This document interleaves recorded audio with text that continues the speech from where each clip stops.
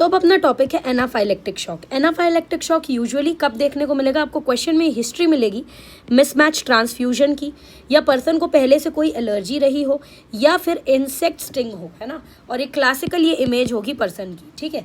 तो anaphylactic shock में होता क्या है? बस एक चीज़ है जो कीवर्ड है, that is massive histamine release. तो एनाफाइलेक्टिक शॉक में जो हिस्टामीन होता है वो बहुत सारा रिलीज हो जाता है, और तुम्हें पता है हिस्टामीन एक पोटेंट वेसोडाइलेटर है। तो हिस्टामीन रिलीज हुआ तो हिस्टामीन ने पूरी बॉडी की जो ब्लड वेसल्स है उनको क्या कर दिया? डायलेट कर दिया। अगर ब्लड वेसल्स डायलेट हो गई तो बॉडी की पेरीफेरी में ब्लड जो है वो पूल हो जाएगा, यानी हमारे लिम्स में, हमारे आर्म्स में जो ब्लड है वो पूल हो जाएगा।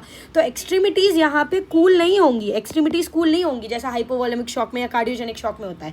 यहाँ पे एक्सट्रीमिटीज़ वार्म होंगी, यहाँ पे एक्सट्रीमिटीज़ वार्म होंगी, ये ध्यान रखना है आपको। तो पहला की फीचर क्या है कि यहाँ पे एक्सट्रीमिटीज़ वार्म होती हैं। दूसरी चीज़, भाई अगर पूरा का पूरा ब्लड, कॉमन सेंस लगाइए, अगर पूरा का पूरा ब्लड बॉडी की पेरीफेरी में स्टोर हो गया है तो हार्ट में जो जाने वाला ब्लड है वो क्या हो जाएगा?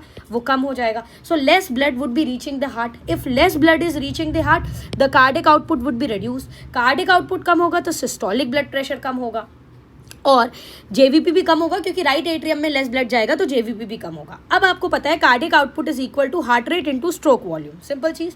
यहाँ पे क्या बताया मैंने कि कार्डिक आउटपुट तो कम हो चुका है, ठीक है, स्ट्रोक वॉल्यूम भी कम है, तो जो हार्ट रेट है वो बढ़ जाती है, राइट। हार्ट रेट बढ़ जाएगी and that is because of reflex tachycardia, ठीक है।